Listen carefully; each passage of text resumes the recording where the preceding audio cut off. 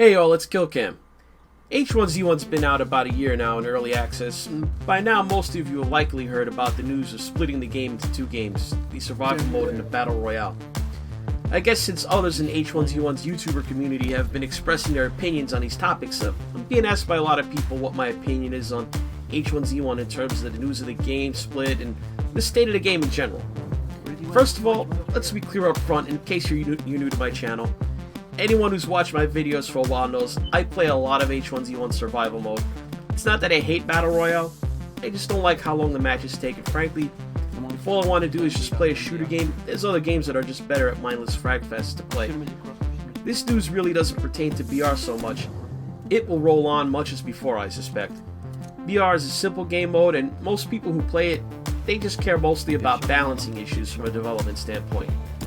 For the most part, the problem child of H1Z1 has been the core survival game, which that's what this game was initially marketed as prior to the early access launch.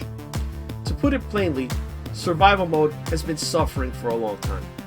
It would be easy for me, being in a large and active clan, to just ignore the fact that it's hard for everyone to get the same kind of experience from H1Z1 survival that I have. Unless you're on a high population or medium to high population server, the game is just boring. My clan recently spent a couple of wipes on a low population server, and for most of them, it was just agonizingly boring compared to the constant encounters one finds on high population servers. If it was just that though, this wouldn't be a big deal. If you like to fight, find worthy adversaries, and just have lots of random encounters with strange and interesting people, you could pretty much find that on a few servers. The main reason that most people stop playing H1Z1 is the cheaters. The cheaters, the cheaters, the cheaters.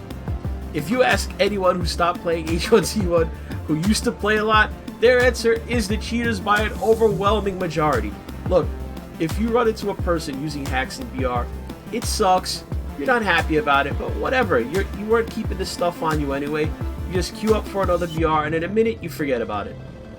Come back to your base in survival and find out that you lost a week's worth of loot that you just grinded out to a no-clipper, you better believe you're pissed off about it. Just one dedicated cheater can ruin an entire server in a few hours. The consequences to the cheater, even if he's caught, so they gotta spend another 20 bucks at most. Usually they're paying far less than that for another serial code. If somebody got repeatedly hit by no clippers 2, 3, 4 days in a row, I don't question why they'd stop playing the game. Who wants to deal with that? A close second would be the slow pace of bug fixing and significant content updates. Months can go by and annoying bugs seem to stay in the game through several updates. Compared to games like Rust or Ark, which are basically the competition for H1Z1, the sandbox survival with a player building element genre. Those games, they're throwing up new weapons, tools, base building options, enemy NPCs, on timescales, forget months, sometimes in a matter of weeks between decent updates. H1Z1 is basically the same game for months and months at a time. The last content addition that really excited me was the addition of ATVs into the game.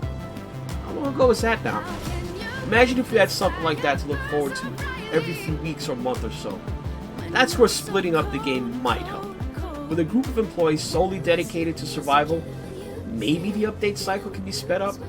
Hell, other than closing the game down, I don't see how it could get much slower.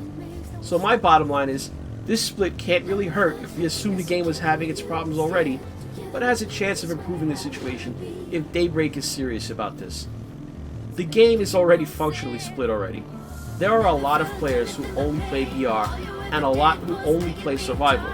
It's probably not worth the headache for Daybreak to constantly hear about catering to BR players and Twitch streamers every time they make a minute change to BR and survival has no substantive changes. The video game industry's economics are such that if they were losing money on this game, I doubt they'd even bother to try something like this. They must see a way to monetize Just Survive, so there might be a change in that respect where they introduce some mechanic to get a new revenue stream into the game beyond buying crates for skins. I think they can pull this off, as long as they get a handle on the cheating and hacking problem.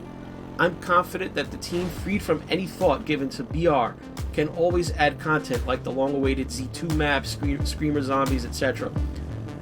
I'm going to keep playing H1Z1 of course, but lately I've been thinking of starting to play some other survival games like Rust and Ark, We'll go back and forth between games until Daybreak gets its act together and breathes some new life into H1Z1 Survival. I'm closing in on 2,000 hours played in H1Z1, and uploaded about 100 videos to my YouTube channel about it. I've pretty much seen and done it all already, so it's not a knock on the game or me saying it sucks or I'm through with it. I'm just saying it's time for me to take a step back from full-time H1Z1 until there's something new to see and do. Hopefully this announcement means that there's light at the end of this long tunnel. Thanks to all you guys for your continued support for this channel. So whether you just watch the videos, subscribe to the channel, you donated money, games, or skins, it's always a pleasure to answer your questions and get your feedback on issues like this about the games you like to play. This has been a Kill Cam Update.